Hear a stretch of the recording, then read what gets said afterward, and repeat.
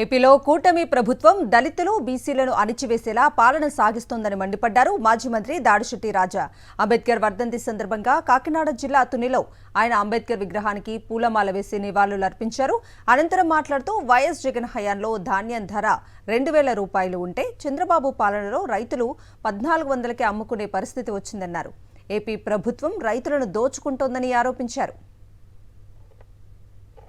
రోజు రాష్ట్రంలో పరిస్థితులు చూస్తుంటే దళిత నాయకుల మీద, దళిత అధికారుల మీద, ముఖ్యంగా బీసీలు కాపుల మీద ఈ రాష్ట్ర ప్రభుత్వం పూర్తిగా అణిచివేత ధోరణి, లేదంటే దళితుల్లోని బీసీల్లోని నాయకత్వం లేకుండా చేసి ఒక ప్రయత్నం అయితే మటుకి చంద్రబాబు నాయుడు ఆధ్వర్యంలో ఈ రాష్ట్ర ప్రభుత్వం చేస్తుంది. మొన్నటి రోజున జగన్మోహన్ రెడ్డి గారు ఒక కార్యాచరణ రైతుల గురించి కానీ, విద్యార్థుల గురించి కానీ, ఈ రాష్ట్రంలో మహిళల గురించి కానీ ఒక కార్యాచరణ ప్రకటిస్తే స్థానిక నాయకుడు, తుని నాయకుడు, మాజీ ఆర్థిక మంత్రి మాట్లాడుతూ ఈ రాష్ట్రంలో శాంతి భద్రతకు విఘాతం కలిగించడానికి జగన్మోహన్ రెడ్డి గారు కార్యాచరణ ప్రకటించారు అని చెప్పేసి వ్యంగ్యంగా మాట్లాడడం చూస్తుంటే చాలా విచిత్రంగా అనిపిస్తుంది నాకు.